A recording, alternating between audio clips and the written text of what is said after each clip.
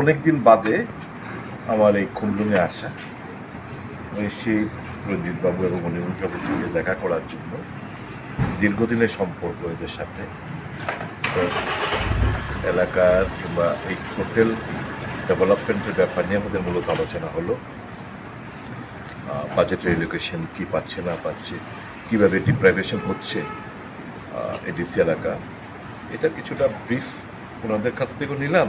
আমিও আমার যেটুকু জানা আছে সেটা আমরা আলোচনা করলাম।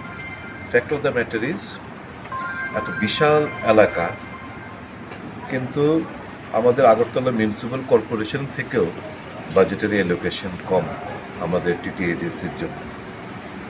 তারপরে একটু খোঁজখবর নিলাম যে কেন যেটা মোর এম্পাওয়ারমেন্ট বিল, কেন সেটা পার্লামেন্টে এখনও পাস হচ্ছে না। এবং এটা যদি পাস করতো তাহলে আজকে টিটিএডিসির এলাকার চিত্রটা পাল্টে যেত, সম্পূর্ণ পাল্টে যেত। কিন্তু এই সমস্ত ব্যাপার নিয়ে একটু আলোচনা আমরা করি।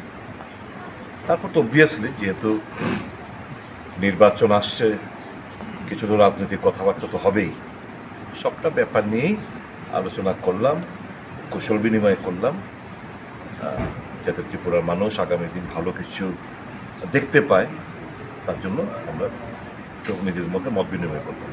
স্যার, সামনে তো ইলেকশন, বিসিসি চেয়ারম্যান, পঞ্চায়েত ইলেকশনের সামনে আসছে, এটার লেগে একটু আলোচনা হয়েছে না? দেখুন, আমি এক ব্যাপার আলোচনা হয়েছে। আমাদের তো দীর্ঘদিনের একটা দাবি, এবং এই সরকার বা শাসক দল নির্বাচনে যেতে ভয় পাচ্ছে। সব নির্বাচন হচ্ছে, মিউনিসিপ্যাল কর্পোরেশন নির্বাচন হলো, পঞ্চায়েত নির্বাচন হলো, বাই ইলেকশন হলো, সমস্ত নির্বাচন হচ্ছে, কিন্তু এডিসি নির্বাচনটা করাতে, ভিলেজ কমিটি নির্বাচন করাতে চাইছে না।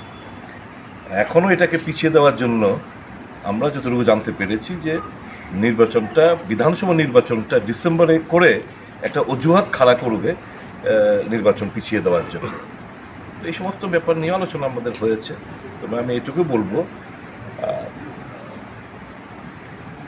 ইন্ডিজিনিয়াস বেল্টে এই নির্বাচনটা অত্যন্ত গুরুত্বপূর্ণ, মোর এম্পাওয়ারমেন্ট, এবং এতে করে ডেভেলপমেন্টটা স্ট্যান্ড স্টিল জায়গায় এসে পৌঁছে রয়েছে।